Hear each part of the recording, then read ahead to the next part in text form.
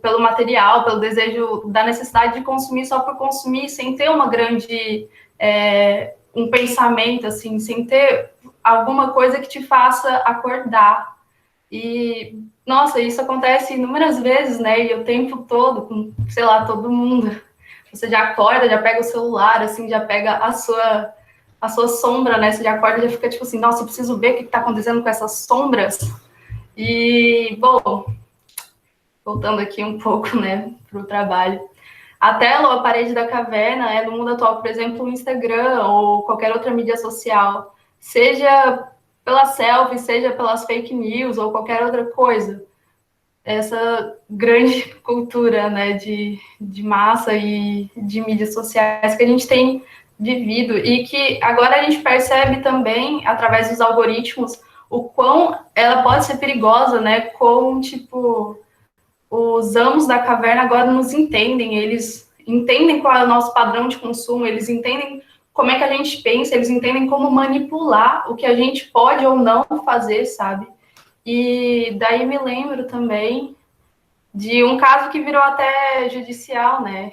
Que o Facebook ele estava usando dos algoritmos para influenciar na sua sensação durante o dia, sabe? Uma coisa que era vista só para trazer uma cultura, para trazer informação, para trazer coisas, ela começou a ser usada para falar de fato. E aí, dentro dessa história do Facebook, eles colocavam, tipo assim, notícias que eles sabiam que ia te deixar triste o dia todo. E eles colocavam para ver se eles realmente estavam certos dentro dessa hipótese que eles criaram. E muitas vezes eles estavam certos. E eu acho que esse é um grande perigo, né? Que a nossa caverna atual, ela é uma caverna que os amos pararam assim e falaram assim, não, peraí, deixa eu entender como é que funciona a cabeça dessa pessoa aqui e como que eu posso fazer com que ela faça tudo que eu preciso que ela faça. Que é quando o capital começa, né, a interferir da forma mais sutil e mais sensata e, ao mesmo tempo, mais bizarra. E aí, bom, a problemática que começa a ser introduzida nos dias de hoje é que as sombras que serviam aos amos da caverna hoje servem ao capital de maneira eficaz, principalmente como instrumento de alienação, visto, né, esses processos da política atual, né, onde eleições agora não significam muita coisa, onde todo mundo é facilmente manipulado e pronto. Bom, e aí eu deixo meio que uma pergunta final, né? Eu acho que eu falei muito rápido, mas acho que o importante é a informação ser passada. E em que medida a gente está chamando de verdadeiro aquilo que deveria ser entendido como parte, né? O que eu quero dizer com isso é quando que a gente vai usar realmente esse nosso senso crítico para interpretar a cultura que existe dentro das nossas cavernas atuais? Quando que a gente vai acordar e falar assim, não, cara, peraí, eu não posso acreditar simplesmente porque eu vi, sei lá, na internet, no meu WhatsApp, que o PT deu chupeta de piroga para as crianças, por exemplo.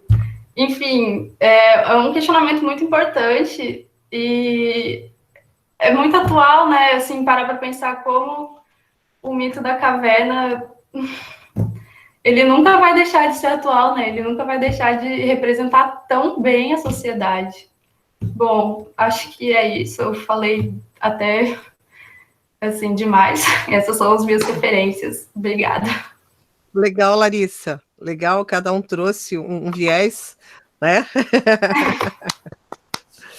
Cada um trouxe um viés. E como o mito da caverna, como você bem colocou, ele é muito atual. Muito atual. E um caminho que a gente consegue trabalhar é a educação. É trabalhar com os estudantes, desde os pequenininhos, a questão do espírito científico, ou seja, da investigação, da busca daquele conteúdo, não acreditar por acreditar.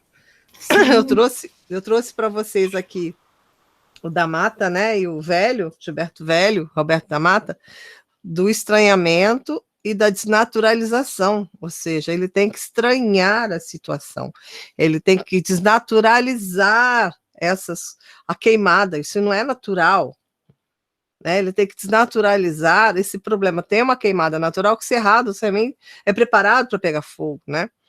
Mas tem determinadas situações que não são naturais, então ele tem que realmente compreender por que que isso ocorre. Então, na educação, ou seja, nós, professores, temos esse dever, essa provocação de colocar caminhos, né, para que esse estudante consiga trilhar de uma maneira que ele sempre busque conhecimento e não ser manipulado desse outro conhecimento.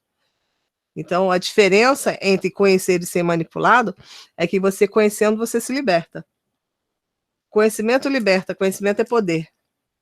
Conhecimento é poder. Então, por isso que às vezes é muito melhor você divulgar numa cultura uma idiotização das pessoas, fazendo com que elas não pensem, né? Que isso é cultura, ou seja, uma banalização, e não é. E onde acontece esse estranhamento, essa desnaturalização? Em casa e na escola. A gente não pode tirar a responsabilidade da família também, das pessoas, do meio social, essa responsabilidade em educar e colocar para eles que não é assim que acontece. A gente perde amizade, perde parentesco, mas temos o dever de esclarecer, né? Alguém quer colocar alguma coisa? Professora, na semana passada a professora falou sobre o estranhamento e a desnaturalização, né? E eu fiquei refletindo a respeito disso, porque nesse contexto que a gente está hoje, assim, dessa pós-verdade, que eles falam do novo normal, o que mais me preocupa e às vezes me deixa até meio perturbado, assim, é a naturalização desse contexto que a gente vive hoje, sabe? Essas coisas esdrúxulas que tu vê na televisão, do comportamento dos políticos, assim, porque para mim é uma coisa tão óbvia, né? Um exemplo claro, assim, não é pequeno, né? A respeito da medição da temperatura na testa. Aí eu fiquei sabendo que existe um vídeo que fala que aquilo lá vai ler a tua glândula pineal, não sei o quê, enfim. E aí muita gente, em vez de medir na testa, quer medir no pulso. E eu, por curiosidade, fui no supermercado perto de casa, e aí tem lá o segurança que mede, todo mundo e tal. Aí eu perguntei para 3, assim, fiz quase uma pesquisa sobre a medição de temperatura, né? Tem muita gente pedindo para fazer a medição em vez de ser na testa, ser no pulso. Ele disse, olha, ele falou assim, depois daquele vídeo é o que mais tem. Então, assim, essa naturalização dessa condição é o que me estranha, na verdade. Aí o que acontece? Porque antigamente, assim, o professor, no geral, ele nunca foi valorizado financeiramente, digamos assim, mas ele ainda tinha um certo status de detentor do conhecimento, que ele vai te passar um know-how. Mas parece que esse contexto, que eu sei que é passageiro, ele vai demorar alguns anos, mas uma hora ele vai acabar, está até qualificando o professor nesse aspecto, né? Aí é nessas horas que eu me penso assim, e agora? O que a gente faz, né? É mais um desabafo do que uma observação. Não, aí que está um excelente estudo de caso para falarmos sobre biologia, sobre o corpo humano, né? É a questão da pineal, né? Da interferência na pineal. É interessante. Até que ponto também isso não pode ser verdade, né? Até que ponto também isso não pode atrapalhar um pouco essa questão? Dizem que a glândula pineal, ela também é responsável pela questão da conexão. Eu não manjo, não sei, eu teria que pesquisar. Mas não seria um grande momento para trabalhar isso na sala de aula? Aí que tá, são gatilhos interessantes, porque realmente é a mesma temperatura. Tirar aqui, por que não tira também da perna, né? Do pescoço? Enfim, mas é interessante, porque é um excelente estudo de caso. É um momento oportuno para nós, professores, fazermos uma investigação científica, colocar o espírito da investigação científica, dependendo do teu nível de atuação, dependendo do nível de ensino, da faixa etária, que eu também posso estar na educação de jovens e adultos e trabalhar isso. Qual a informação que esse adulto, esse idoso, traz dessa conexão da mente? Se eu tenho um indígena, será que o indígena ia aceitar? Vocês entenderam? Até que ponto isso também não vai atrapalhar? Tem indígenas que não gostam de tirar fotografia. Ele fala que a alma fica presa na imagem. Isso há muito tempo. É bem interessante essa relação com a tecnologia. Então, temos que estranhar? Temos. Mas também não podemos deixar de aceitar. Vamos estranhar? Sim, mas por que vamos estranhar? É tudo uma questão de indagação, de chegar a não aceitar por aceitar. Fala, João.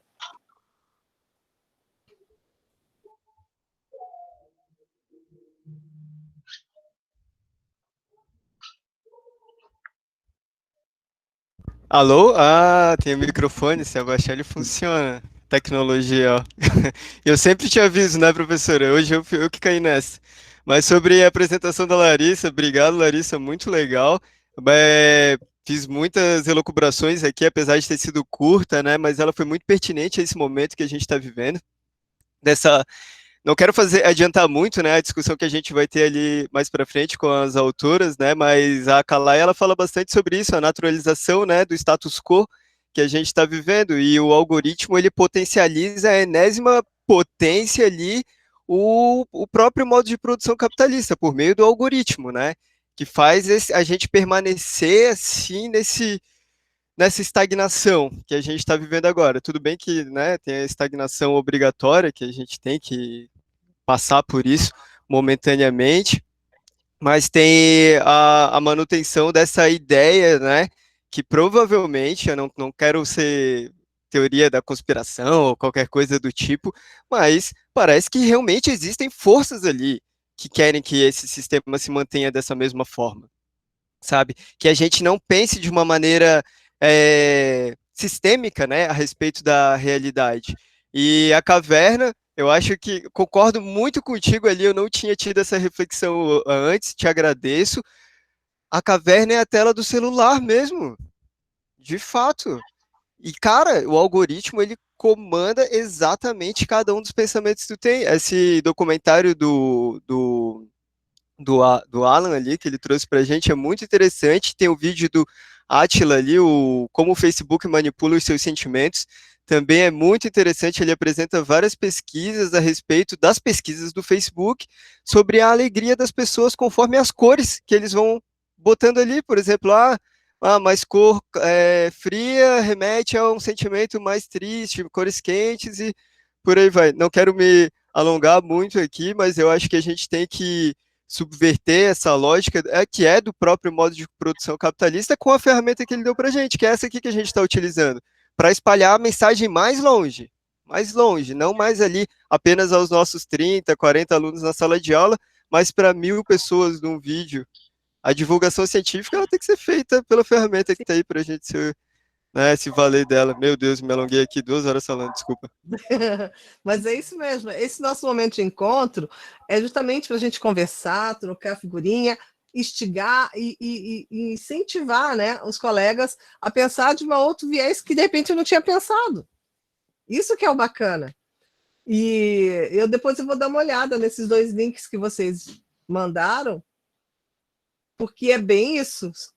Olha lá, eu estava procurando um livro, Entre Dois Inimigos, não sei se já ouviram falar, de um náufrago da Marinha Mercante, que estava navegando o navio veio a pique, e ele conseguiu se salvar com um bote, aquele bote laranja, né, que tem os mantimentos e tal. E aí ele conta a saga dele de 28 dias em alto mar, enfrentando várias situações. Quando ele conseguiu, ele enfrentou dois furacões, né? Enfrentou 2 furacões, tubarão, um monte de coisa. E quando ele conseguiu ver a terra, um furacão jogou ele para a terra, ele caiu na Colômbia, numa terra de traficantes, de narcotraficantes. E acharam que ele era da polícia e iam matar ele. Ou seja, por isso que é Entre Dois Inimigos. Eu estou doida para ler essa história e fui atrás do livro. Então, quando você faz uma busca, isso é notório, né? quer comprar uma cafeteira, comprar um livro, tudo que você pesquisa vem um monte, você, né? Aqui aparece o link, a propaganda. E isso é em todo aplicativo, ainda mais aplicativos de graça que você baixa em qualquer rede social. Isso, ele lê realmente as suas buscas, ele lê as suas vontades.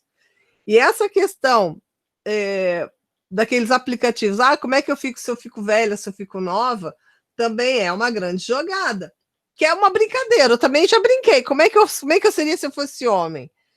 Fiquei a cara do meu pai. Eu fiquei até assustada.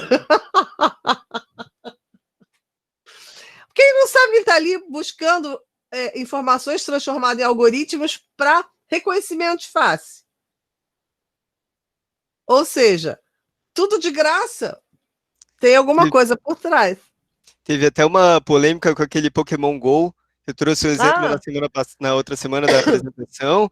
O Pokémon GO teve uma polêmica que ele tinha uma relação com uma agência de inteligência dos Estados Unidos e tinha uma cláusula lá no contrato que a gente assina sem ler, de que eles podiam acessar a câmera dentro da tua casa a qualquer momento, sem autorização, enquanto o aplicativo estivesse rolando ali. Gente, que legal. Um exemplo de como a gente entrega os dados, assim, a gente dá, na verdade, né, a nossa privacidade, toda essa informação, isso tudo que a gente está falando aqui, por mais que tu não coloque no YouTube depois, ou que fique guardado em algum lugar, cara, já está na rede, o algoritmo já leu. Aceito, e vai, né? Quando você vê, já foi. Eu comprei um telefone, comprei um chip para minha mãe, tá no meu nome. Ligam para ela, oferecendo um monte de coisa. Dona Rosemi, ela não entende bem? Fala, André. Pode falar. Essa questão do uso de nossas informações, da mídia como instrumento de guiança para nossos sentimentos, ela já vem de longa data, né? O Horkheimer trabalhava isso, Adorno trabalhava isso.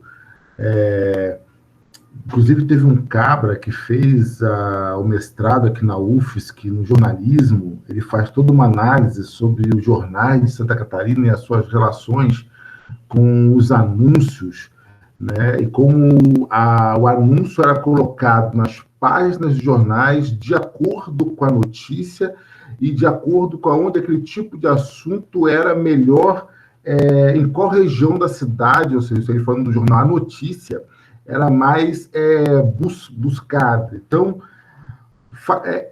hoje apenas está aprimorado, né? É o algoritmo que faz esse processo de guiança dos nossos desejos e de nossas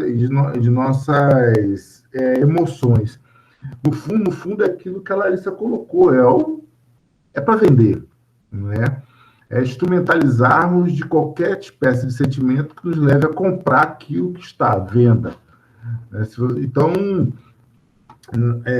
que é aquilo que o grande desafio é aquilo que o João falou, como que a gente coloca esses instrumentos também a nosso serviço, também no serviço do despertar, também no serviço como a Matrix fala lá, né, de levar-nos a tomar a pílula vermelha e não deixarmos apenas escondido na própria Matrix. O documentário lá, infelizmente, ele não apresenta uma alternativa. Ele fala, só um aspecto de regulação do sistema.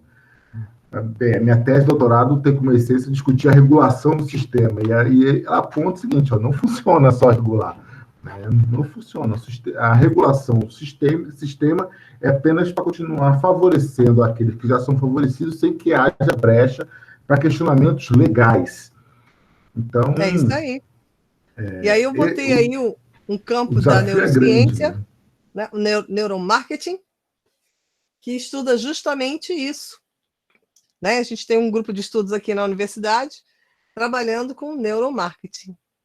Ou seja, tudo isso que a própria comunicação trabalha, você já tem uma pesquisa científica dizendo por que o amarelo no ambiente de alimentação, amarelo-vermelho, você come McDonald's e sai fora. Por que o hospital tende a ser verde clarinho para acalmar, né, as cores mais bebês, ou seja, a influência da cor no sentimento? Vai, Larissa, fala. Professora, quero fazer 2 comentários. Até assim, trazendo um pouco para a vida real, né? Os mercados, a organização do mercado, ela é colocada já para te induzir a comprar várias coisas, né? Eu fazia as visitas guiadas no Angelone e uma das partes o gerente explicou para gente qual que era a disposição, né? Que eles colocavam, as promoções, o chão do mercado tem que ser liso para você não ter atrito. Eles já fizeram até um lugar para deixar criança, né? Então eles já vão usando essas estratégias e aí coloca aquele monte de porcariada cheia de açúcar no caixa porque você está ali esperando, aí você vai tendo assim esse desejo de consumir aquilo, né? E eu achei totalmente estratégico. As padarias e os açougues ficam nas pontas para você poder passar pelo mercado inteiro. Então você vai no mercado, pão é o produto que mais vende, né? Então, você vai no mercado, na padaria, então você passa por todos os lugares para chegar até aquilo que você foi buscar, que é só o pão ou só a carne. E é tudo estratégia de marketing, né? E um outro comentário que eu queria fazer é na questão da segurança pessoal. Eu participei de algumas ocupações de universidade, né, quando teve, e a gente era totalmente vigiado. O nosso celular, a gente fez um curso era segurança pessoal, né, nessa questão digital, e a gente descobriu que o celular de Android, ele grava áudio e vídeo mesmo desligado, né. Então, a polícia estava com acesso aos nossos telefones, e aí a gente, para fazer as reuniões e pensar nas estratégias, né, a gente botava os celulares dentro de uma caixa, levava para outra sala, e para a gente poder conversar, assim, sabe, para poder se organizar. E aí eu nunca imaginei que o meu celular desligado, eu achei que ele era totalmente inofensivo, né? E a gente começa a perceber. Se eu estou aqui falando com vocês, eu falo leite, leite, leite, leite, leite, leite, leite, leite. Eu vou entrar no meu Instagram, vai aparecer queijo, requeijão, todos os derivados do leite, né? Então é pra gente. Vai acontecer agora já já. Vai aparecer coalhada, vai aparecer tudo aqui. E, assim, foi uma coisa, assim, uma informação bem valiosa que eu soube, então a gente está sendo vigiado mesmo. E eu indiquei ali o documentário Privacidade Hackeada também, que é bem legal, que fala das eleições dos Estados Unidos, e não sei se foi falado, desculpa, eu cheguei atrasada, tá bom? E é isso, obrigada. Obrigada, Lari. A gente está num sistema que privacidade não faz parte. Não faz parte, né? Mas, enfim. Então, tudo isso serve para quê? Para a gente transformar isso em produtos de processo educacional. Ou seja, tudo isso faz parte de como trabalharmos o conhecimento, como esse conhecimento ele rege para manipular, né? Rege para dominar e para te tirar direitos. Então, quando não é interessante, você acha que é assim porque é assim mesmo. Algumas informações dogmáticas é porque é castigo divino. É assim porque eu fui castigado, porque... Ou seja, o castigo divino... eu sou pobre porque Deus quis assim. Ou seja, então, é complicado realmente o domínio da comunicação para benefícios, né? Vai, João. E o primeiro ataque, a primeira frente, né, que recebe esse ataque é a escola. Como a gente vai ver nos textos ali, porque onde que se concentram todas as pessoas, necessariamente por obrigação, pelo Estado? Claro. Não, e outra, e sempre vai ter um membro daquela família que vai estar na escola. E aquela escola que tem mais informação, que faz os alunos pensarem, incomoda, logo o pai vem tirar satisfação com a diretora, por que meu filho está falando isso? Por que a minha filha está falando aquilo? Ele não quer saber. Então, assim, é um grande desafio nosso, ainda mais das ciências humanas, digo nós, geografia, história, filosofia, sociologia, que trabalha muito com a questão do sujeito, né, histórico-cultural, que ele faz parte do processo, né? E o questionamento, vamos ver isso mais na frente, o questionamento faz parte da aula. Por que, onde, como é que foi parar, por que está assim, como é que vai ficar? As indagações fazem parte, nasceu da onde, mas por quê? A encheção de saco mesmo faz parte, né? As perguntas fazem parte. E aí isso já pode emendar com a live do professor Eduardo. O que vocês acharam? Ele trouxe mais um depoimento, né? Ele trouxe mais olhares, né? Como se faz uma pesquisa. Ele não contou, olha, a história foi assim, não. Ele trouxe algumas dicas e aí te dá um monte de dicas na hora de você pesquisar. Então, era uma referência que eu estava procurando do Castro Giovanni, que ele fala justamente de uma geografia que o Eduardo coloca, aquela conteudista enfadonha, que foi de uma época em que eu não conseguia entender a conexão entre as partes. E o Castro Giovanni fala da aula de cubo. Aula do cubo. Tu vira o cubo, tem uma faceta, aquele conteúdo. Vira o outro lado do cubo, tem outra faceta. Não tinha conexão. Por isso que era enfadonho.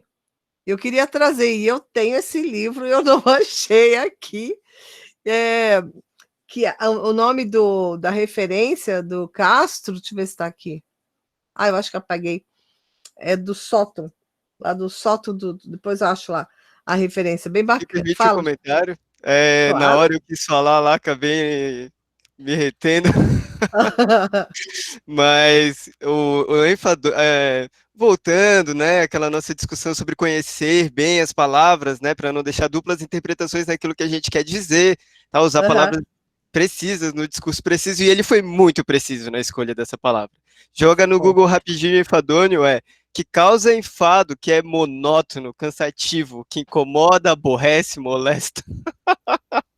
Ele foi muito feliz. Foi muito feliz, por quê? Porque a Gabi, minha filha, como é que foi a aula de geografia hoje? Foi um saco.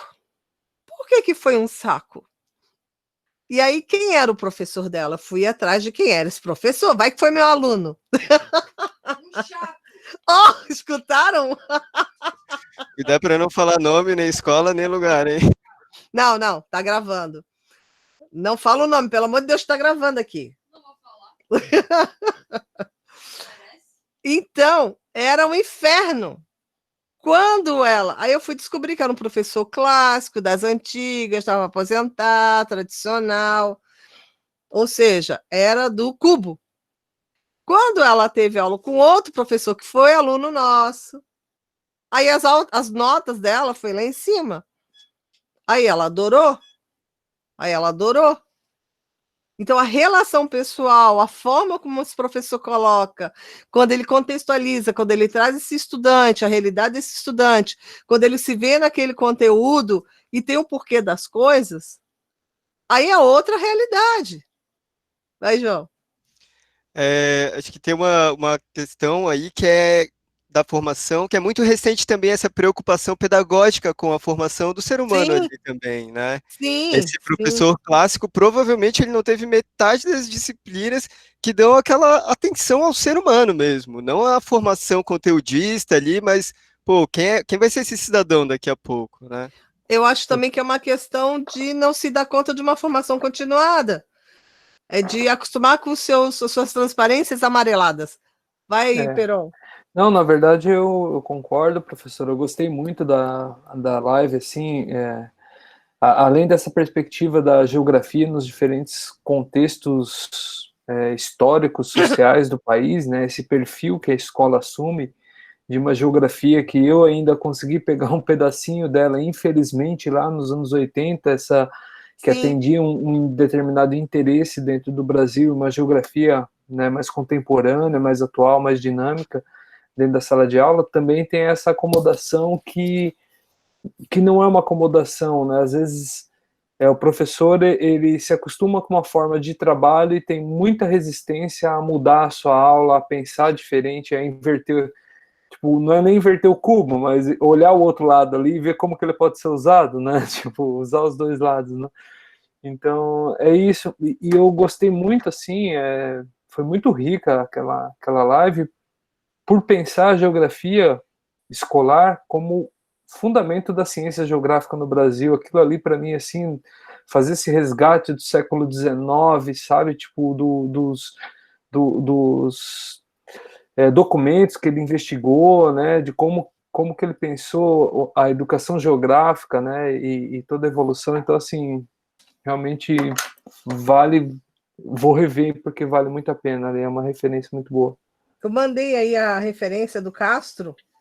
Quem tiver esse livro aí, conseguir em PDF, me manda. Ele é um capítulo de livro que ele fala que subir aos sótãos para descobrir a geografia. E ele fala desse do cubo, né? Bem interessante. E aí eu tenho esse livro, não achei aquela minha história do início da aula, né? Mas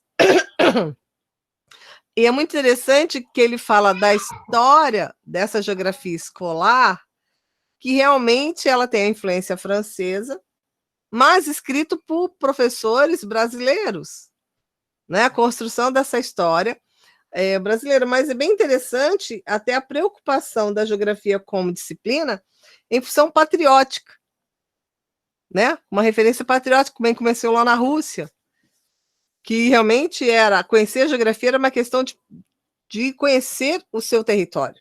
O que aconteceu com a Alemanha? A Alemanha ganhou a guerra da França, a Alsácia-Lorena, né? Aquele espaço. Fala, querida. Fala, Lan. Não, professora, isso que a professora falou agora, eu achei interessante também na live, porque tem um livro da Raquel, que é da geografia, que se ensina a gênese da geografia moderna, que é daí da UFSC, uma dissertação bem Cara, antiga. acabei de botar que ela fala sobre... Sim. Isso, Lá no começo da minha graduação, ele me chamou muito a atenção a questão da geografia alemã, que na verdade foi a geografia escolar que propiciou a geografia acadêmica. Sim. E quando o professor falou que no Brasil essa questão também ocorreu da mesma forma, né, me veio a ideia por que disso. É justamente o que a professora falou, essa ideia de patriotismo, de reconhecimento da nação, para se sentir pertencente a ela. E só que ao longo do tempo a geografia ela foi mudando, né? Sim. A geografia de hoje ela é diferente da anterior. Só que esse aspecto enfadonho que o João falou, ele continua sempre presente. E aí me veio um seguinte questionamento, assim, na verdade, a geografia enquanto disciplina escolar, hoje em dia, ela é subversiva. Só que não sabe disso ainda. Porque eu acho, primeiro, que eles não se atêm a observar o que a gente faz em sala de aula, né? Eles ficam muito atados ainda àquela visão clássica da geografia enfadonha, né? Porque eu imagino que alguém do Estado, seja do Executivo ou do Legislativo, principalmente, ainda tem essa ideia de geografia como uma decoreba, algo enfadonho, mas principalmente essa ideia de ligar a geografia a um reconhecimento de cidadão, de leitor. Então, ele continua deixando a geografia, porque o próprio professor falou isso, que a geografia foi uma das poucas disciplinas que não saiu do currículo escolar, mesmo mudando de nome, né? Então, assim, o que eu fico pensando hoje em dia é que esse aspecto enfadonho fica lá ainda como um resquício, mas que no cerne a geografia é subversiva. E graças a Deus que o Estado não sabe disso, né? Porque se soubesse, não estava ralado. Muita coisa não se sabe porque não estudam. Muita coisa a gente consegue amarrar nos currículos porque eles não sabem a origem, e nós sabemos. Então, assim, é isso mesmo. É o que eu falo. A preguiça de estudar, a preguiça de compreender, não entende muitas coisas. A própria geografia, o conhecimento geográfico, ele é estratégico de uma proteção territorial, da proteção do teu espaço. O próprio conceito de território. Então, os conceitos, isso aí é importantíssimo. Sim. Importantíssimo. Então, se muitos soubessem da importância que isso tem para uma nação, muita coisa não estaria ali. E aí, cabe a nós a manter, né? Então, a live foi mais um bate-papo, né? Mais uma forma de despertar na gente algumas curiosidades, de buscar alguns artigos, buscar algumas referências, porque realmente a própria epistemologia da geografia movimenta essa geografia de chão de sala, né? Quando a gente fala educação geográfica, vocês estão num processo de educação geográfica no nível de pós-graduação, né? No nível da academia, mas tem uma educação escolar, que é no nível da educação básica, que eu tenho lá desde a educação infantil, do fundamental e do médio, cada qual conforme o seu nível cognitivo. E vai ficando mais complexo, ou seja, que reflexões a gente traz conforme esse nível da própria educação geográfica. E quando que isso acontece, né? E é interessante esse momento, ela acontece a partir de 1930, mas ele diz que não, ela já aconteceu através dos manuais escolares, desde 1800, também escrito por uma mulher, que ele encontrou uma referência, que eu queria pedir a ele qual é essa referência, né? Parece que está lá na Biblioteca Nacional, no Rio de Janeiro, em 1800, alguma coisinha, foi a primeira referência para crianças, escrito por uma mulher, que a maioria eram homens, né? Os professores eram homens. E aí, que geografia é essa que está nesse livro? Eu fiquei hiper curiosa. Que geografia é essa que está ali? Qual foi o conteúdo? Porque essa questão que Paulo Freire fala da amorosidade, que Vallon fala dessa questão do afeto, que Montessori fala daquela participação ativa desse estudante, e o próprio Comênius, o pai da didática, fala de que é melhor ensinar em livros vivos do que em livros mortos, ou seja, ensinar no dia a dia, no cotidiano. Isso é de 1700.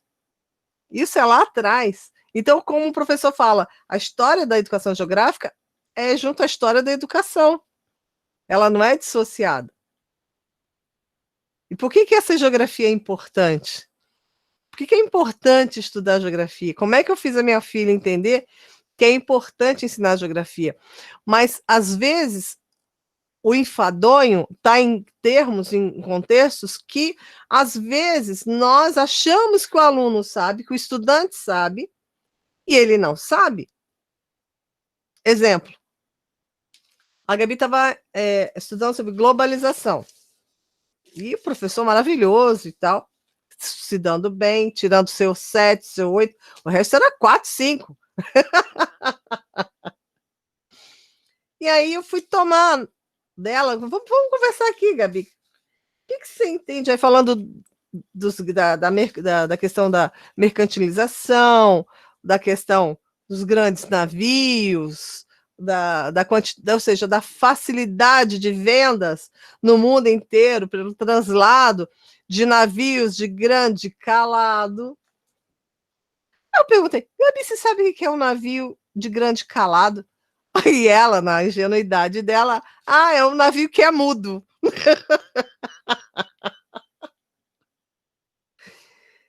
Sério, gente. Ela fez piada, mas ela não sabia o que era um navio de grande calado. Não pode passar batido.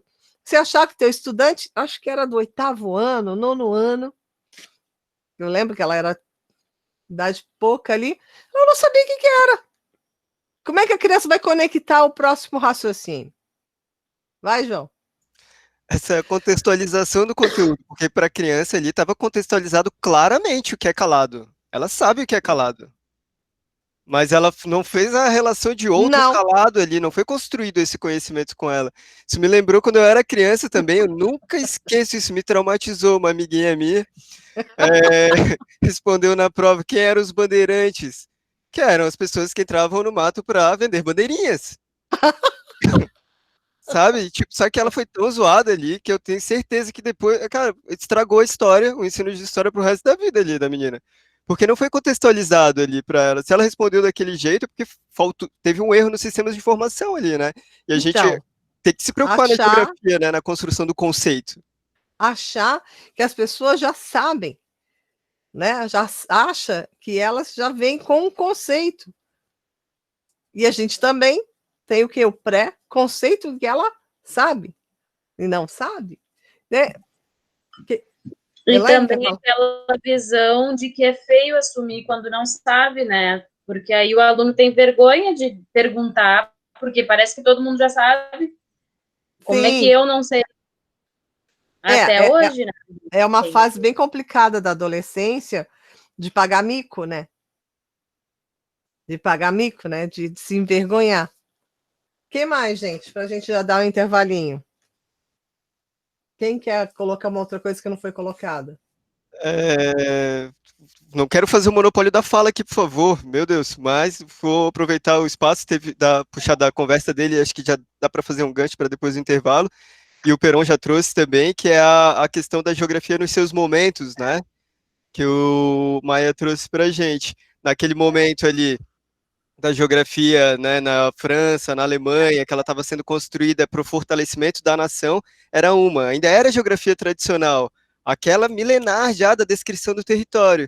Daí a gente foi transitando aí para uma geografia teorético-quantitativa ali, com os Estados Unidos pós-guerra, precisando mesmo, né, combater ali uma outra força, né, uma força socialista, comunista, que estava tentando vir ali dominar o mundo, os malvados comer as criancinhas, enquanto o capitalismo, né, estava enfrentando essa outra força presente, ele precisava se manter de alguma forma, por meio do que tu já trouxe também, professora, que é o conhecimento, que é o poder, né, e o conhecimento naquela época era o conhecimento, naquele momento histórico, né, naquele pós-guerra, o conhecimento teorético quantitativo dos números, saber quanto que pode ser transportado daqui para lá nessa logística. E hoje, né, depois da década de 70 para cá, quando Milton Santos voltou, inclusive da França, trouxe bastante essa geografia mais...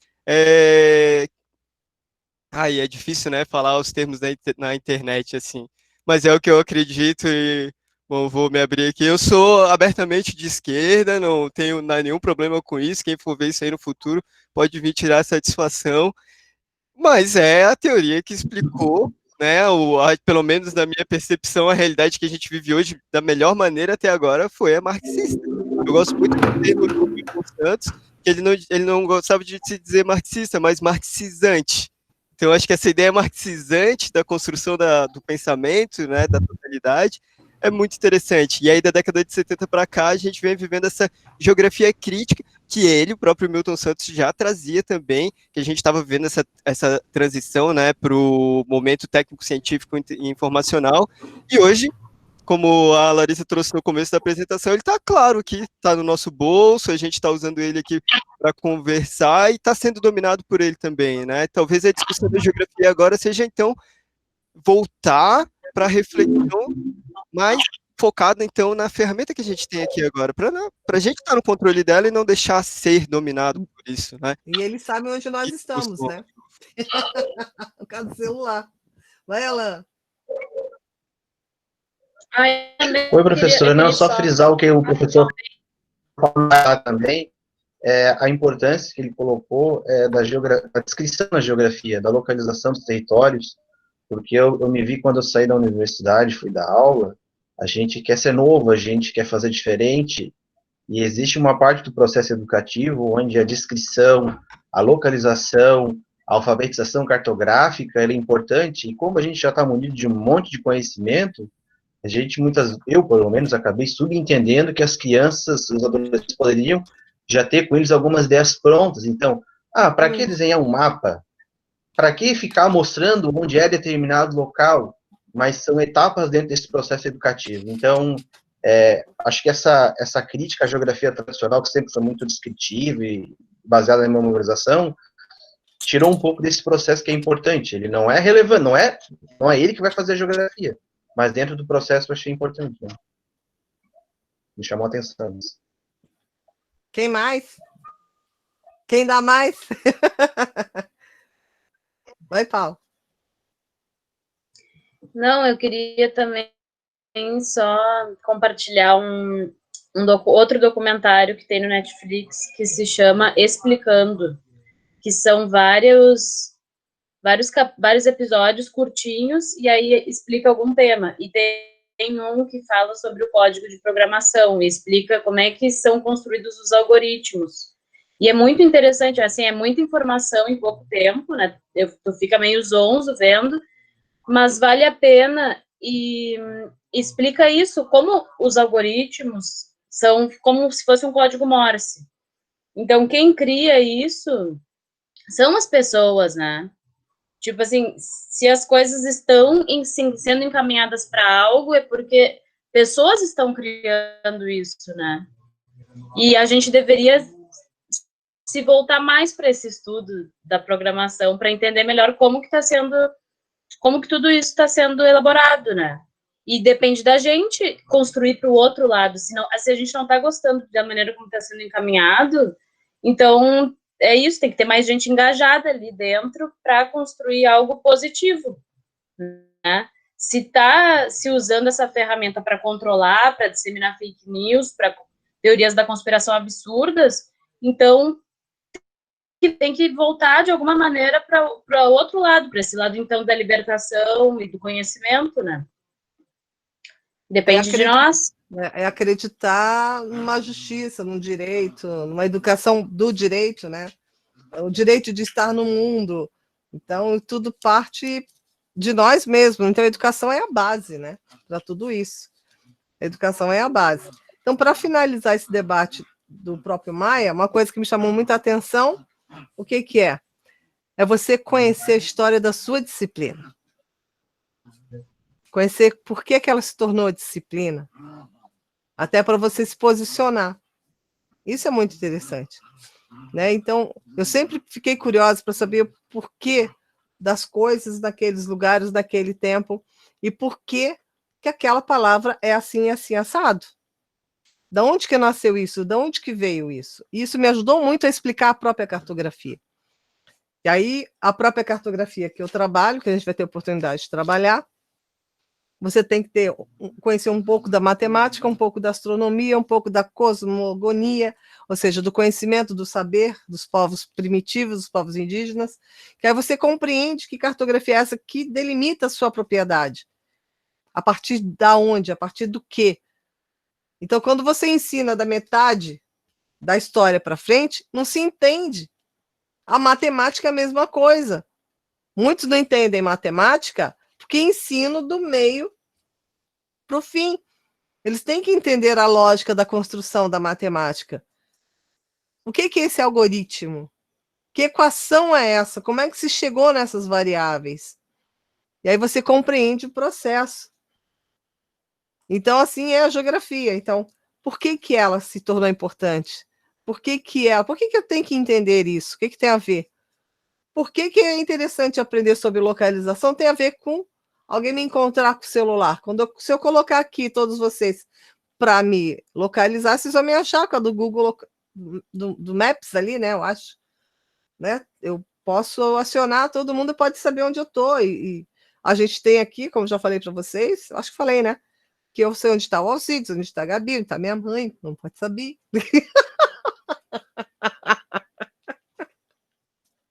Por causa do aplicativo. Mas é a forma de eu ter de cuidar dela, né? Quando ela pode. Gente, vamos tomar um café? Tomar uma água? A gente volta aqui horas? 10 minutinhos? Só para ir na cantina e voltar à fila, né? É complicado. Já comprei ficha hoje. Ah, você adiantou? Boa, Peron. Ai, saudade do nosso café do Habitat. Nessa hora a gente estaria no café ali, confraternizando. Enfim, 8h06, 8h15. Pode ser? Então tá. Né, crianças?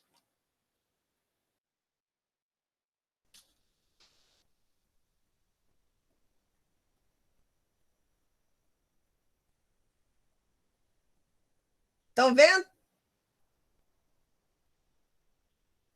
Sim. Sim, professor. Então tá, gente. Essa nossa... Dentro do programa, a gente fala sobre recurso didático, mas como contextualizar um recurso didático se eu estou na academia, eu estou trabalhando os conceitos, estou trabalhando com categorias da própria geografia, dessas categorias de análise, como é que esse recurso didático, como é que um trabalho de campo, uma fotografia, um audiovisual, que eu aprendi a utilizar os conceitos da academia, eles vão para o chão de sala. Quem que me rege isso dentro da própria sala de aula? Quem que pode me auxiliar o que eu quero que o aluno aprenda? Qual é o nível cognitivo desses conteúdos da geografia que está lá na escola, você quer que esse aluno consiga aprender? Ou seja, que ele tenha habilidades, que ele saiba fazer, que ele consiga compreender que aquela violência não é natural, que ele tem um direito, que ele tem uma Constituição a seu favor, E que de que forma ele possa compreender isso, né? Através de um conteúdo. Esse conteúdo que vai dar essa competência a ele, permitir que ele tenha habilidade, que ele, ou seja, que ele aprenda e se veja nesse conteúdo que ele consiga. Ah, tá, é isso. E aí a gente tem a epistemologia da ciência. Compreender a questão epistemológica é fundamental, que através dela você vai trabalhar o seu método de ensino. E uma ciência que está ajudando muita gente a pensar como esse aluno aprende é a neurociência. Ela é nova, ela é muito recente, ela nasceu, tem praticamente 20 anos em termos de pesquisa voltada para a educação, neuroeducação. Vocês podem botar aí, botem em inglês, botem em alemão, vem excelentes artigos. Neurodidática, ela surge também no Japão, depois ela vai para a Espanha e ela se pulveriza para o resto do mundo. E ela é muito interessante porque ela te explica, quando a gente vai para a geografia, como é que eu utilizo, como é que eu potencializo o meu método de ensino ao aluno a compreender determinados contextos. E a neurociência tende a nos ajudar. E aí apenas um conceito mais aberto do que a geografia como ciência, né, ela permite. Então, o que você quer levar para o teu estudante? O que você tem que entender como um geógrafo, uma geógrafa, um estudante de geografia? Ela permite essas análises integradoras, que são fundamentais, ou seja, para você se entender como cidadão no mundo, que está no espaço geográfico, né? E que te possa justamente entender esse contexto epistemológico, que geografia é essa, comprometida principalmente com o quê? Com o cidadão, ou seja, eu sou cidadão a partir do momento que eu entendo o meu papel, o meu direito e o meu dever. Tá? E entender que, para isso, tem as políticas públicas e gestão dos territórios. Significa que compreender, sim, o estado de governo, o que eu quero com essas políticas, não estou deixando de fora, jamais, mas compreender, entender a história desses processos políticos. Isso é fundamental para a gente conversar. Por isso que a geografia não dá conta. Temos que ir com a sociologia, temos que ir com a história, antropologia, para compreender que existia um povo nativo aqui. E onde está esse povo nativo? Eu não sou nativa. Eu tenho descendência, cada um aqui não é nativo, tem descendência. Então, o que aconteceu com esse povo originário? Entender por que chegamos aonde nós chegamos. É muito interessante olhar o trabalho do professor Sérgio Claudino.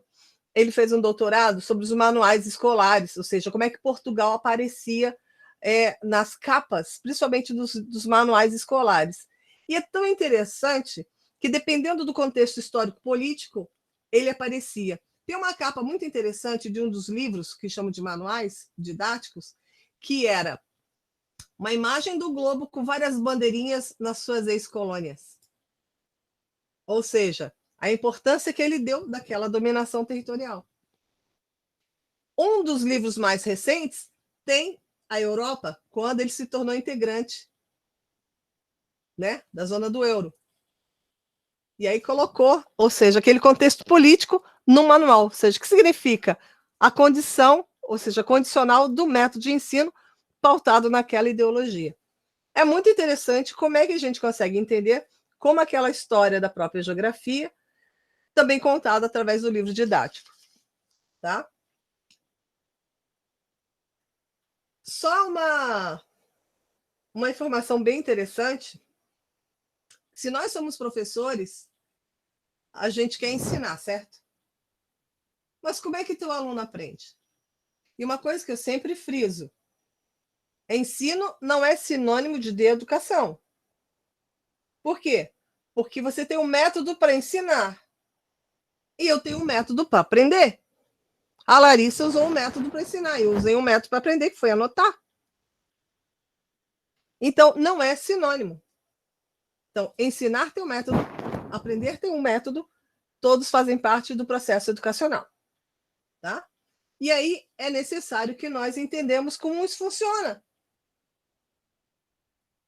A emoção faz parte desse aprendizado, o ambiente faz parte desse aprendizado. A relação pessoal faz parte desse aprendizado. Então, não adianta irmos com um lindo plano de aula, um lindo método de ensino, um PowerPoint, um Prezi, um Canvas. Ah, maravilhoso!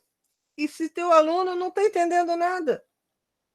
Porque ele gosta mais de ouvir, ele gosta mais de trabalhar, ele é mais sinestésico. Então, a gente tem que entender como é que isso acontece, além do funcionamento do cérebro, entender como é que seu aluno aprende. Gardner já trouxe, né, as inteligências múltiplas. A gente não pode negligenciar esse tipo de conhecimento. Ali só um alerta, que antigamente, 30 anos atrás, falou que os neurônios se perdiam, né? Mas a gente tem a questão da plasticidade neural. Uma pessoa com uma lesão da visão, uma lesão auditiva, a área do cérebro que processa a informação, ela não recebe a informação da visão, mas ela compensa e faz com que os outros sentidos, as outras áreas cerebrais, deem conta daquela ausência visual. Por isso que às vezes a pessoa que é cega, ela tem uma percepção, ela consegue ter uma leitura tátil, auditiva, melhor, entre aspas. Ou seja, ela percebe de uma forma diferente coisas que a gente não percebe, porque a visão já te dá a resposta. Por causa desse rearranjo neural. Tá?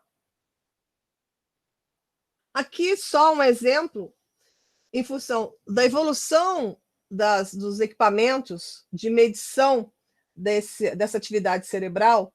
Então, aqui começou com as doenças, mal de Alzheimer, todas essas doenças que afetam o cérebro, então começaram a analisar isso. E perceberam que podiam analisar também o aprendizado, como é que ele acontecia quando ouvia música, quando lia.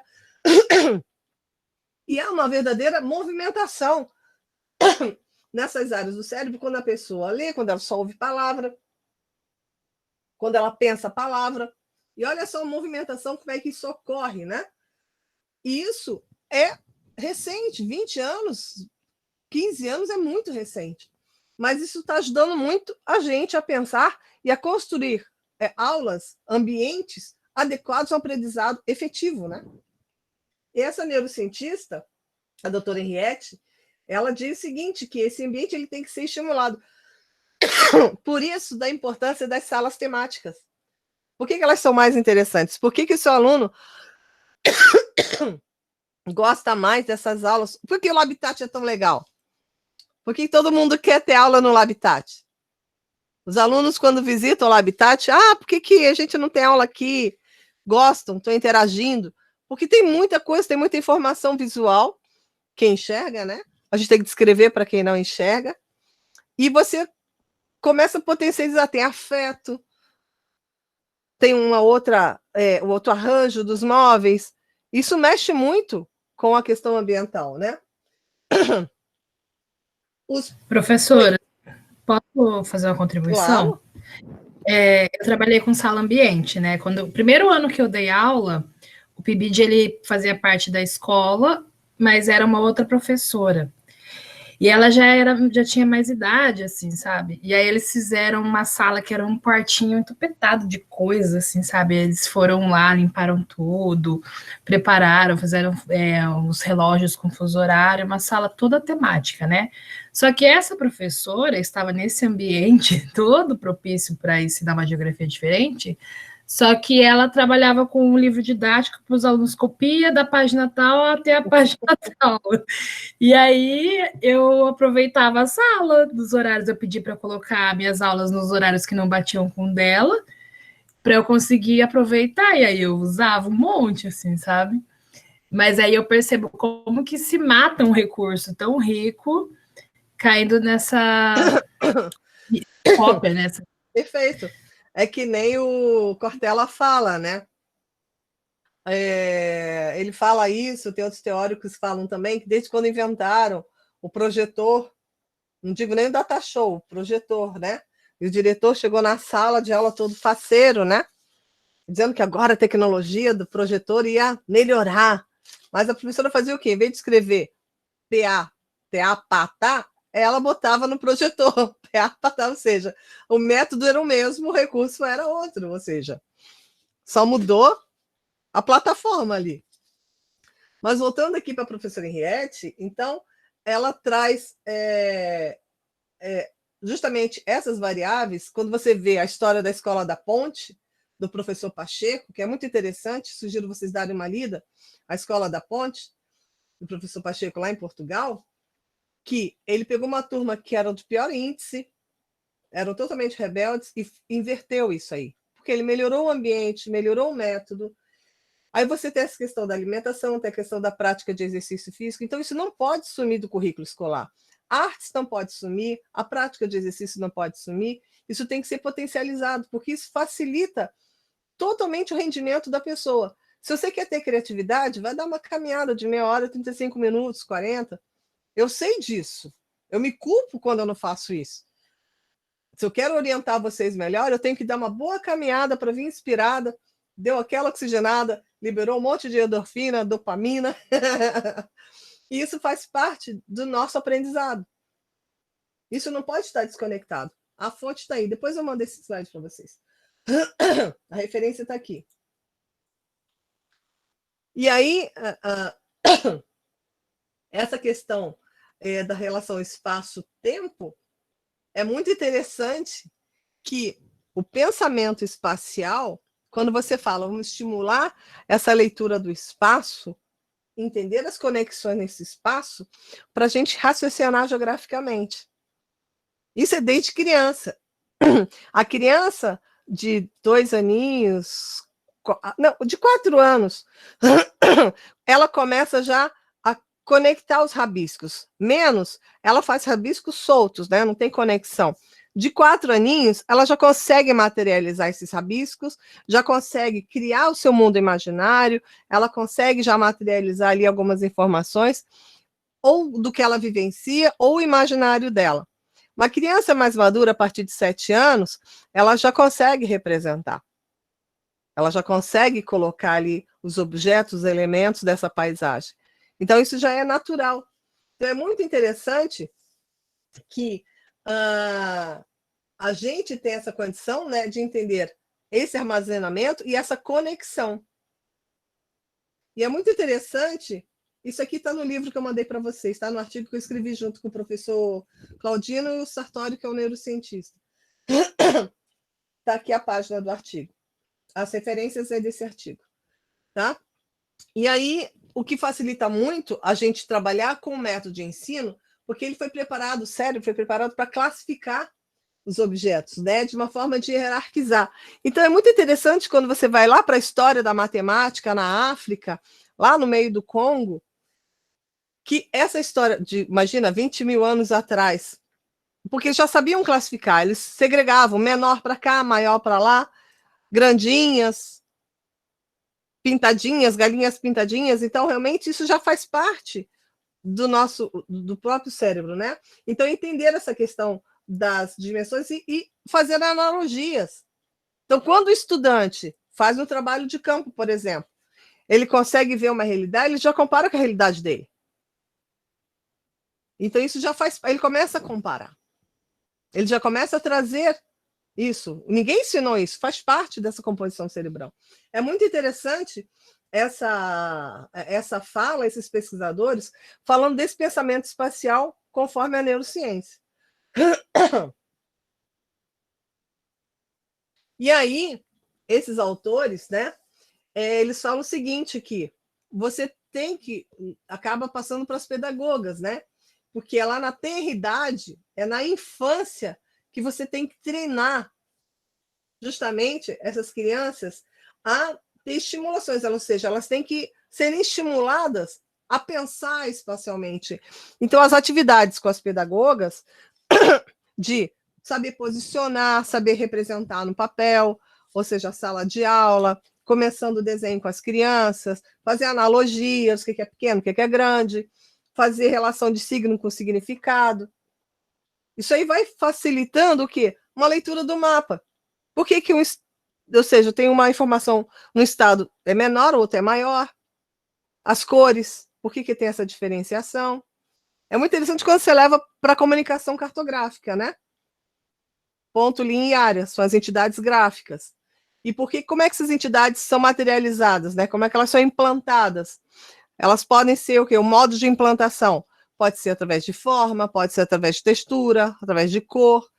Ou seja, como você representa isso, né? Um mapa numa cartografia, isso tem que ser alimentado lá que a gente chama de alfabetização cartográfica, justamente dessa linguagem. E através com essas brincadeiras. E aí a gente fala que a aprendizagem, no contexto da educação, ela tem que ter uma sinergia com o treino cognitivo, motor e as suas habilidades, as relações sociais. E isso não tem YouTube que substitua. Ensino remoto não substitui isso. Por isso que é um quebra-galho, faz parte do processo educacional, mas não é a educação. Isso a gente tem que ter consciência, né? Então, os treinos cognitivos é onde que você vai fazer com que, no teu método de ensino, um bom jogo de raciocínio, de estratégia. Você estimula isso aí, você estimula esse aprendizado. A leitura na sala. Geralmente eu faço leituras na sala, a gente pega um artigo bem interessante, como o Mito da Caverna, né? Nós iríamos fazer isso, ler alguns trechos, trazer os outros artigos, discutir aquilo. É muito gostoso. É muito gostoso. Eu faço isso na graduação e na pós. É muito legal. A questão da leitura de mapas, dependendo da idade que você for trabalhando, como é que ele entende aquela distribuição do fenômeno, aquele fenômeno naquela escala cartográfica. Será que aquele fenômeno... É muito interessante você trazer alguns fenômenos geográficos que não estejam adequados à escala cartográfica. Fazer eles pensarem. Ou seja, estranharem. Tem uma coisa errada com aquele mapa. Até em livro didático mesmo. Vocês, professores, têm que estranhar quando o mapa não está adequado. A questão do treinos motores, ou seja, a prática de esportes. Por que eu não posso também transformar uma prática com contexto, com treino cognitivo? Posso. Vou trazer quem aqui? Ausubel. Ausubel trabalha as aprendizagens significativas.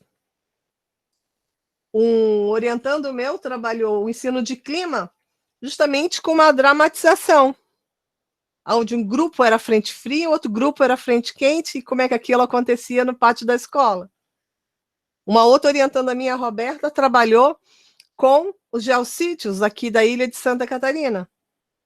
Então, eles demonstravam as dunas da Lagoa da Conceição, a Laguna da Conceição, cada um representava. Então, trabalhou essa questão motora.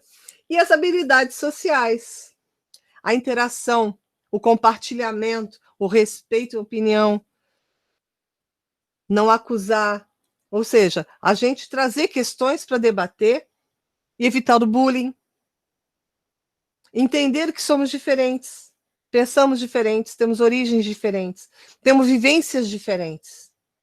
Isso faz parte da relação social. Nada substitui isso. Nada substitui isso.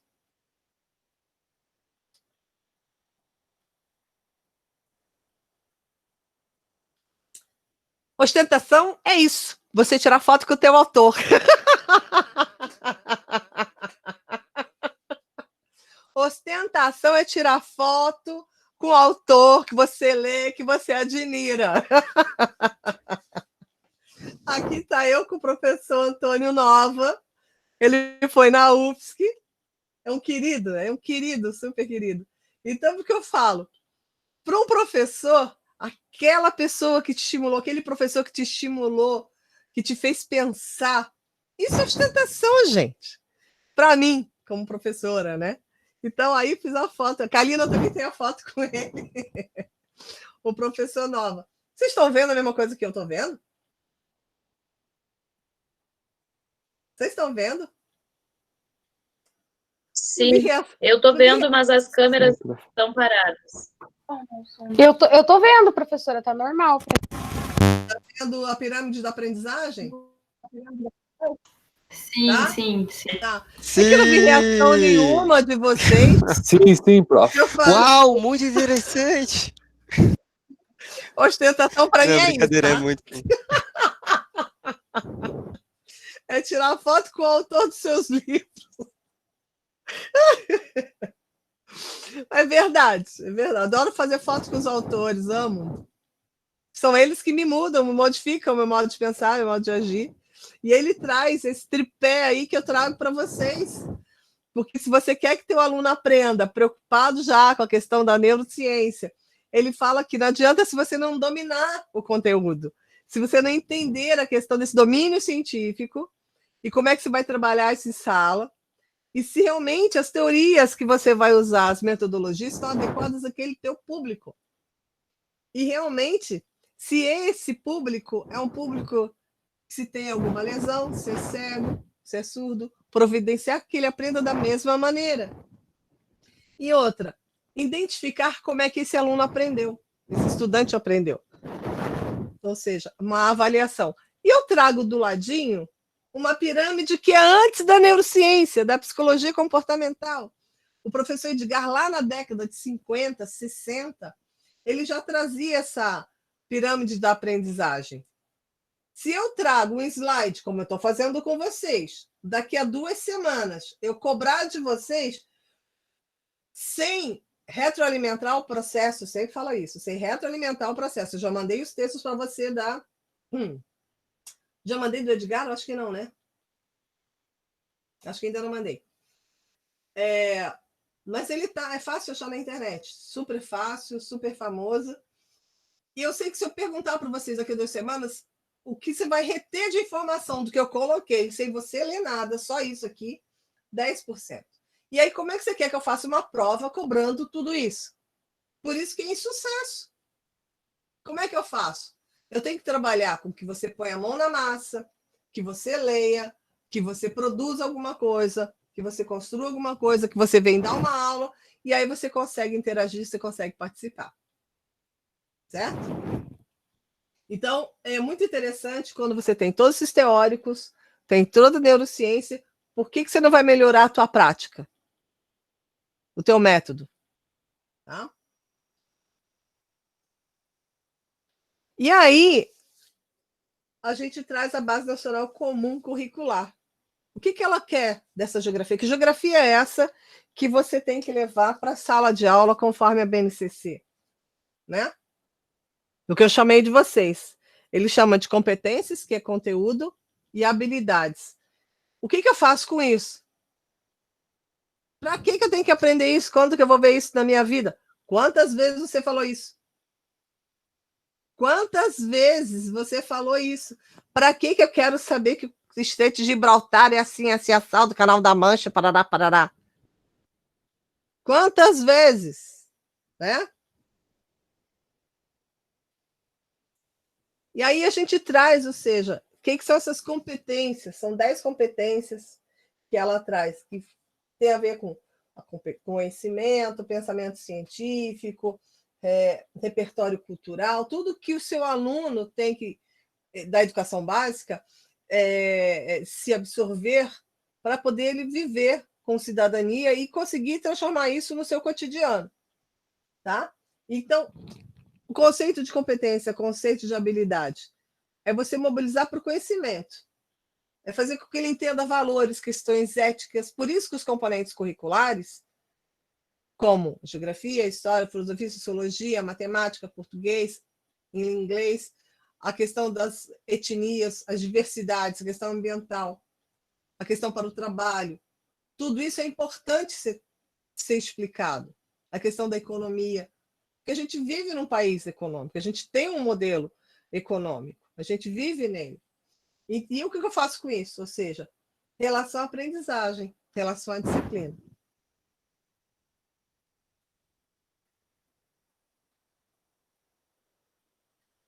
Aí é só um lembrete, como é que funciona essa educação básica, né? Então, a gente tem a educação infantil, o ensino fundamental e o ensino médio. Então, a gente atua do fundamental e do médio, né? E agora vocês também com possibilidade de dar aula também na graduação, fazendo doutorado, fazendo concurso, podendo atuar. Mas nunca vai ficar desvinculado a essa etapa, né? Porque a gente vai preparar esses estudantes. No caso da educação infantil, a gente também trabalha com as pedagogas, né? A gente também faz essa ponte. Então, aí tem as idades, os anos, em 9 anos, a questão do fundamental, e o que a gente chama dentro da própria cartografia do pensamento espacial, a gente entra no processo de alfabetização e letramento. E aí a gente vai compreender com os verbos que eu mandei para vocês da taxonomia de Bloom, o que eu quero que esse estudante entenda, compreenda o nível cognitivo conforme o ano deles. Então, a gente vai observar naqueles conteúdos da própria geografia. E aí, o que é essa academia, essa educação geográfica da academia me ajuda na educação geográfica. Então, que geografia é essa que aparece ali para mim? O que eu tenho que fazer como professor de geografia? É permitir que esse aluno entenda o seu lugar no mundo, né? Observar que há uma modificação dessa paisagem pelas ações humanas. As grandes rugosidades que o professor Milton Santos fala, né? As rugosidades do espaço geográfico. E aí a gente consegue entender essas teorias que são trabalhadas na geografia. Você não vai falar disso de rugosidade lá na escolar, né, gente? Isso é para Isso é para a gente entender que há todo um movimento de construção desse espaço e que, às vezes, numa imagem, não é no audiovisual, ela está congelada. Você não vê ali a cultura, você não vê ali a imaterialidade. Você vê o que é concreto, o que é construído, mas você não vê o comércio, você não vê a economia, você não vê a violência, você não vê as pessoas, você pode ver elas representadas, mas não são as pessoas. É a foto delas, a imagem delas, não são elas. Então, isso é muito interessante. E também você vai fazer com que esse aluno pense espacialmente para raciocinar geograficamente, aonde eu chamo a atenção de que eu não consigo trabalhar só a geografia, você tem que trabalhar a história, trabalhar as ciências, a biologia, a física, a química, a matemática, para sempre perguntar o que é, onde, como, para onde, e se fosse diferente, como melhorar, né? Das conexões da sociedade com a natureza, que você tem a questão ambiental, e que também ele tem responsabilidade, que ele também movimenta. Não é a geografia do outro, é a geografia dele. Eu aprendi uma geografia do outro, eu não vi sentido em nada do que eu aprendi na geografia. O que a gente quer hoje é uma geografia que se faz sentido para esse estudante e para essa estudante. E aí a gente fala, o que eu faço com isso? Que habilidades são essas que vão ser potencializadas? Com as diferentes linguagens. Audiovisual, que a gente tem aí em mãos, né, da internet, que a gente tenha os textos, os noticiários, os filmes, os jogos, que eu consiga também potencializar uma alfabetização científica, ou seja, da investigação. Daquela hipótese, daquela informação muito empírica, transformar em ela científica, quando eu encontrar um método para achar aquilo que eu quero. E aí, estimular o quê? A criatividade, mediar, saber mediar.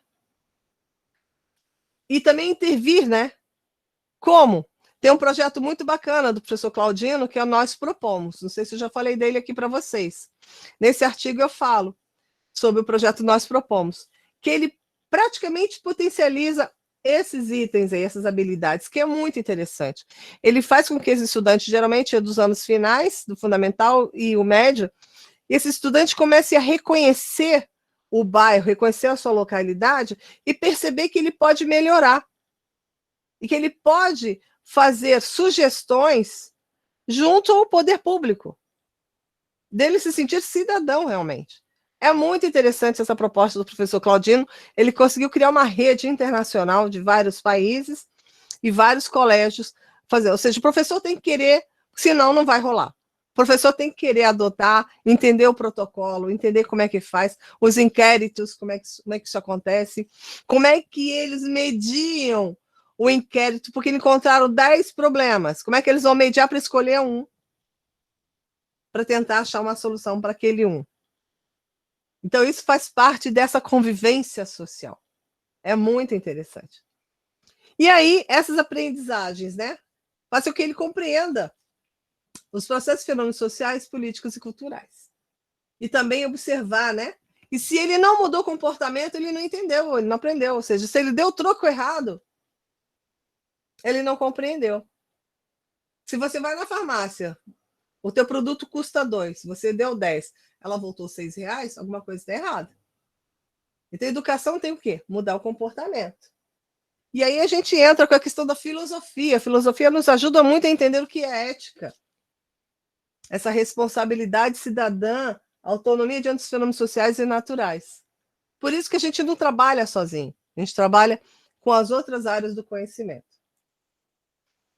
Está em letrinha miúda, mas vocês olham lá, BNCC, na página 364, tem aí as competências para a geografia, que é muito interessante, né? Como é que eu consigo fazer a leitura do mundo, mas a partir do seu lugar, permitindo esse raciocínio geográfico, pensar geograficamente, pensar que tem um processo histórico nisso aí, né? E é muito interessante essas sete competências, e dentre essas 7 competências, que se trabalham os conteúdos ao longo dos 9 anos. Eu estou falando aqui da educação fundamental, tá? O ensino médio não trouxe para cá ainda, porque ainda está sendo discutido, mas já está lá, a BNCC do ensino médio. E aí, é muito interessante os princípios para o raciocínio geográfico. Isso é muito bacana. O princípio da analogia, da conexão, da diferenciação, distribuição, extensão, localização e ordem. Tudo isso a gente trabalha com representação cartográfica também. Isso é muito bacana.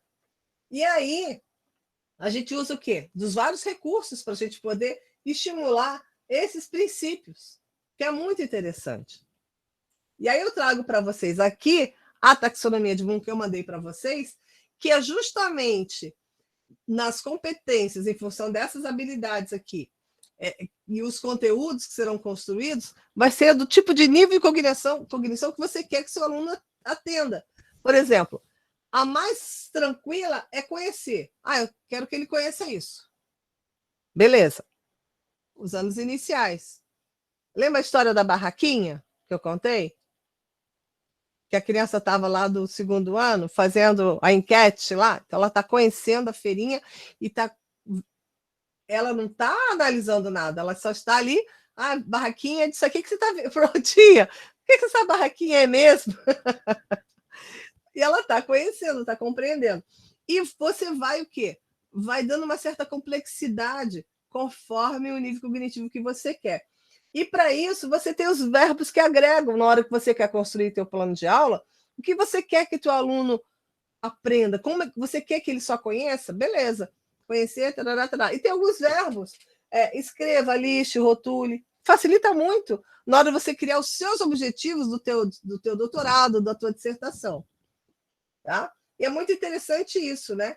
Que cada domínio cognitivo tem agregado os seus verbos para facilitar o teu entendimento, até a tua aprendizagem, no caso da tua dissertação e da tua tese. E aí, só trouxe para ilustrar que cada unidade temática, o sujeito e seu lugar no mundo, conexões e escalas, mundo do trabalho, formas de representação e pensamento espacial, natureza, ambientes, qualidade de vida, isso vai do 1º ano ao 9º, a mesma unidade. O que muda? Os objetos de conhecimento e as habilidades. Então, essas siglas, essas letrinhas que vocês estão vendo aí, EF das habilidades, EF quer dizer o quê? Educação fundamental. Eu fico agoniado quando falo só ensino fundamental, tá? Eu estou chamando educação fundamental, mas é ensino fundamental, minha agonia. 01 porque é do 1º ano. GE, que é geografia. E ali a habilidade 1 daqui do 1º ano. Então, eu vou ter o quê? 11 habilidades de acordo com essas unidades temáticas e objetos de conhecimento. Perceba os verbos agregados. Descrever, identificar, observar. Baixa a BNCC que você vê isso aí, tá? Para botar numa tela não dá para ampliar tanto assim, mas pelo menos dá para você depois baixar e ampliar, tá? Toma um café, João!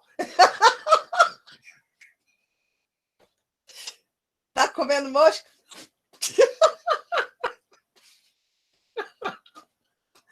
Vamos lá. Desculpa, professora. Eu te entendo, meu filho, eu te entendo. Olha aqui o copão de café, ó. Copão de café aqui. Isso é porque eu tô falando, mas eu não vou dormir, né? Perceberam que o primeiro aninho, né? Primeiro aninho, identificar, discutir, elaborar. Então você vê que é mais suave, é um processo crescente. Segundo ano, eu também já começo a comparar. Olha que bacana. E são as mesmas unidades temáticas. Vamos lá para o sexto ano. Mesmas unidades. Ah, não posso esquecer de falar isso. Eu estou aqui do quinto ano e vou para o sexto. Olha a transição dos anos iniciais e os finais, que é muito interessante. Vocês que são professores de show de sala sabem muito bem o que significa isso, né? Quando aquela criança veio da tia, né? E passa para professores separados. Vai ter professor de geografia, professor de história. E aí, aqui, ó, já começa a analisar. Já começa a analisar, começa a identificar, explicar. Percebeu como é que a gente vai ter que potencializar isso? E aí, professor, eu pergunto, como é que é o teu método de ensino? Isso aqui é bem interessante. Então, você tem que entender o que você quer alcançar com o teu aluno. Por isso da preocupação conteudista, sem o que você quer alcançar. Vamos lá para o nono ano. Analisar, associar, analisar. Percebeu que aí já houve uma evolução dos verbos, do que você quer atingir com o seu conteúdo? É muito interessante. É muito interessante. Então, o que eu estou provocando aqui? Temos os conteúdos de geografia, temos conteúdos de educação ambiental que a gente vai ver quarta que vem. O que vocês já vão preparar? Depois a gente já vai entrar no... aí finaliza. Aqui são as referências, tá? Vou mandar isso aqui para vocês. Deixa eu interromper o compartilhamento. Então, o que nós vamos trabalhar? Vou trazer aqui o meu cronograma. Então, quarta que vem, a gente vai falar um pouco dessa educação ambiental, até um pouco da minha experiência na Comissão Interinstitucional de Educação Ambiental do Estado, desde a criação da Agenda 21, das políticas de educação ambiental do programa, contar um pouco desse histórico, como é que isso foi construído, como é que é pensar coletivamente, com os vários quereres, vários desejos, que é um exercício muito bacana, a gente conseguiu construir, e como é que a gente conseguiu colocar isso na proposta curricular de Santa Catarina, falar dessa realidade, né? Vocês podem trazer outras realidades também. E os conteúdos. Geralmente, esse item é um campo que eu faço, e trabalho essas conexões no campo. Geralmente eu venho aqui para o Pântano do Sul, falo um pouco dessa realidade, a gente conversa com os pescadores, conversa com os antigos, eu faço um trabalho bem legal de resgatar essa história. Falar um pouco da pesca da tainha, dos peixes sazonais, ou seja, como é que essa pesca, a realidade das mulheres nesse papel da comunidade pesqueira. Então, geralmente eu fazia esse campo. Então, o que eu vou fazer? Eu vou tentar trabalhar com imagens, trabalhar com fotos, contar um pouco a história. Não sei se eu vou conseguir chamar o Jair, ver se consigo chamar o Jair para conversar com a gente, dar uma interagida, tentar, né? E aí, na próxima, a gente já começa a falar sobre o audiovisual. Ah, não, eu tenho mais uma quarta-feira que eu falo dos processos pedagógicos e andragógicos, dessa nossa relação professor-estudante. Eu entro com um pouco mais de teoria. E aí, sim, em outubro já trabalho a questão do audiovisual. E aí, vocês já vão começar a selecionar que recurso didático que vocês vão querer trabalhar com algum conteúdo da geografia ou da educação ambiental em algum recurso. Se você quiser produzir Um audiovisual, matemática, perfeito. Mas não esqueça que a gente vai cobrar de vocês, ou seja, o que você quer atingir, qual é o nível, quais verbos, ou seja, são os descritores que a gente fala, né? O que você quer alcançar com esse recurso.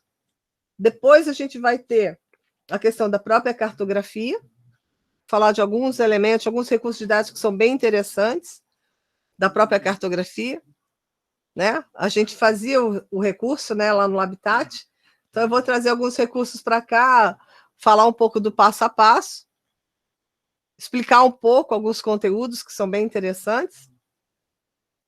Vou falar de alguns brinquedos, ou seja, como a gente pode analisar um brinquedo, um jogo, e essa atividade era uma atividade que vocês iam nas lojas.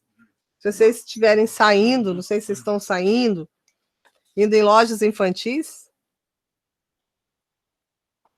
ou então entrar aqui no Wish, Made in China, achar um recurso e analisar por ele como ele está, né? A gente vai ter que encontrar alternativas, né, gente? A grande conquista desse momento é o diálogo. O grande momento desse encontro é o respeito às opiniões, é o respeito aos conceitos, às teorias, ou seja, a historicidade das coisas, que isso é um grande aprendizado para a gente, porque a gente não está tendo a energia próxima. Eu estou te vendo, mas é diferente quando eu estou presencialmente. Parece que quando a gente está longe, algumas coisas escapam dos nossos dedos, né? Então, por isso que eu peço encarecidamente esse cuidado, esse carinho. Vou chamar Paulo Freire. Paulo Freire, a gente teve uma aula tão gostosa ontem que a professora Heloísa, né, o João? A Heloísa Barcelos trouxe o desenho universal para aprendizagem através de recursos para crianças surdas, crianças cegas, crianças com outras síndromes. E ela falou muito de Paulo Freire, e através dele é a base do DUA.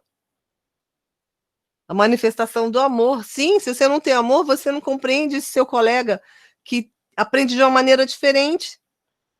E ela está contando a historinha justamente da turminha que visitou o Habitat, que tem um estudante autista que um coleguinha cuida dele, vários coleguinhas, cuida como se fosse um irmãozinho, não deixa ele nunca sozinho, sabe? E eu pensava que um dos coleguinhas era irmãozinho, não, conheci ali na sala de aula. E esse aluno autista, ele não fala, ele só gesticula, ele grita, é como ele se manifesta. E a paciência que eles têm, gente, é incrível. O carinho que eles têm.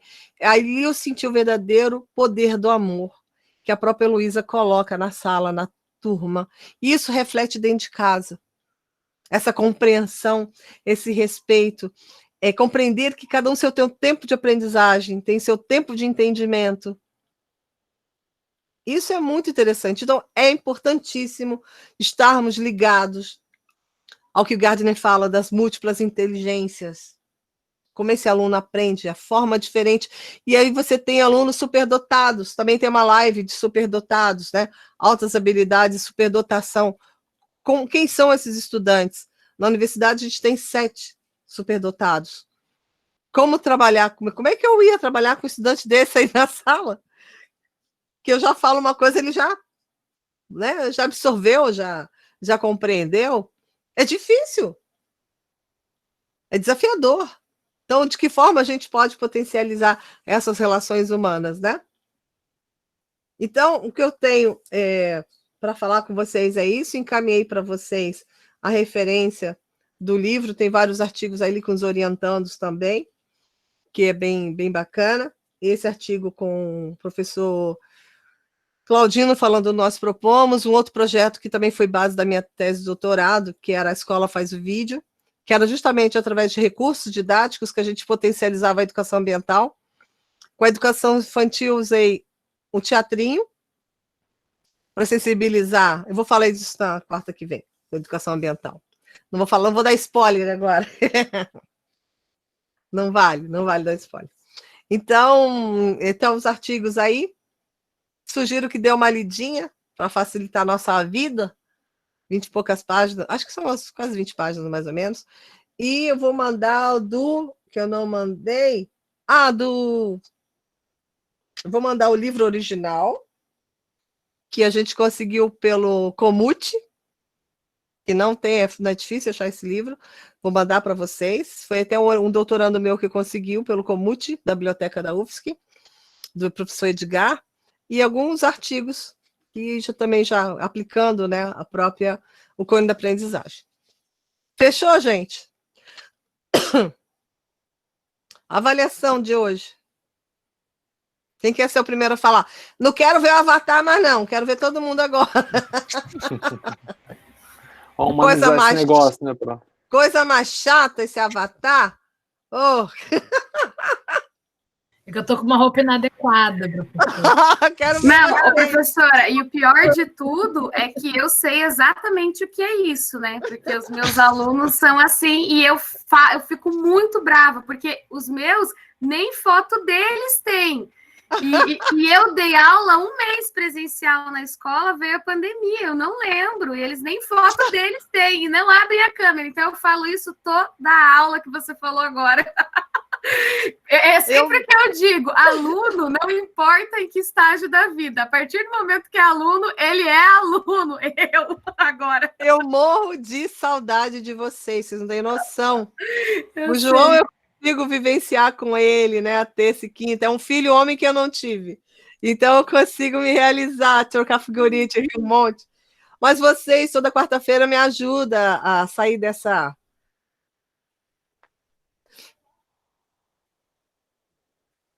Se emociona, né, professora? Um abraço, professor. Tamo junto, abraço virtual aqui, ó. Sinta-se abraçada. Foi muito boa a aula, Pro. É para isso que a gente tá aqui, Pro. Exatamente. Eu achei que era só eu achei que era só eu que estava assim, me sentindo sufocada, presa, suspensa no ar, com falta da vida. Eu vou cortar isso, é uma merda. Edita. Não tem emoção sem aprendizado, não tem aprendizado sem emoção, né? Não, olha aí, ó, muito aprendizado. Meu Deus do céu, que horrível. Enfim, faz parte da neurociência, é emoção. Ficar longe de vocês. É aprendizado lado a lado. É horrível. Vai passar, professora, vai passar. Olha, de distância. As minhas aulas é grande. Aula no parque, cada um fica sentado num tapetinho, assim, 2 metros de distância. Ali, ó, o carinho, olha o carinho. Pronto, já passou já agora. Ai, gente, não tô assim. Voltando ao trabalho muda. E assim, outro a tua fala no sentido da cronologia ali né, desde o ensino. Estou falando aqui, tá mudo. Como é que foi hoje, gente? Eu gostei. Muito bom. Peraí que eu não estou ouvindo. O Humberto está falando a avaliação dele agora. Quem está falando? Humberto. Não estou ouvindo. O que aconteceu aqui? Eu achei Peraí que eu não estou ouvindo. O que será que aconteceu aqui? Acho que ela tá sem som, ela não está ouvindo, Humberto.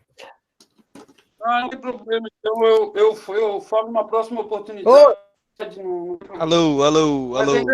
Tá ouvindo? 1, 2, 3. Não estou ouvindo. O que será que houve aqui, Gabi? Configuração aqui. Foi muita emoção. Falar para ela que nós ouvimos. Não é áudio. Onde é que tá a saída de áudio dele?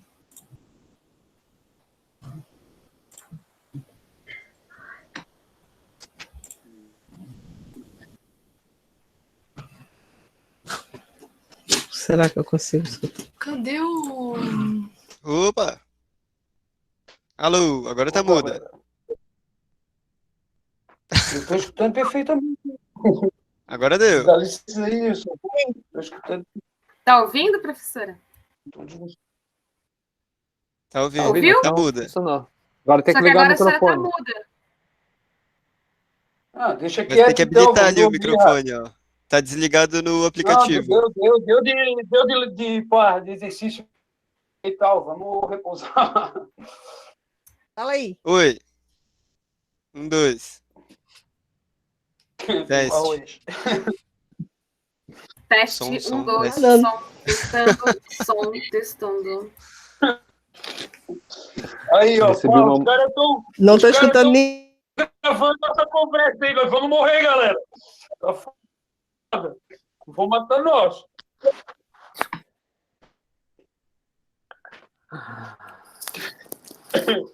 Ah, esse mundo virtual. Como que é, né? Professora Pai de Santo agora, né, mano? Olha aí, o lance é o seguinte, eles vão matar, estão monitorando a parada aí, vão matar a rapaziada aí, ó. Alguém Ah, fala. foda, fudeu. Que hackearam. Oi. Fala aí, João. Oi. Alô, alô. Não tô Ouvimos ouvindo. você, prof. Acabou. Acabou, então. Gente, então, ó. Estão me ouvindo? Tchau. Então, ó. Beijo. Foi bom hoje, então? Valeu. Show de bola. Ah, eu queria fazer um comentário, mas. Né? A aula tá fazendo sucesso. Tem live amanhã, se inscreva no canal. Falou, Zé. Deixa o joinha. Boa noite, pessoal. Tchau, pessoal. Dá uma editada agora. Beijo. Valeu. Tchau, tchau. Quarta que vem, estamos aqui de novo. Tchau, gente. Um abração. Até semana que vem. Tchau, boa Beijo. noite, gente. Saudade. Boa noite a todos. Beijo, tchau. Tchau.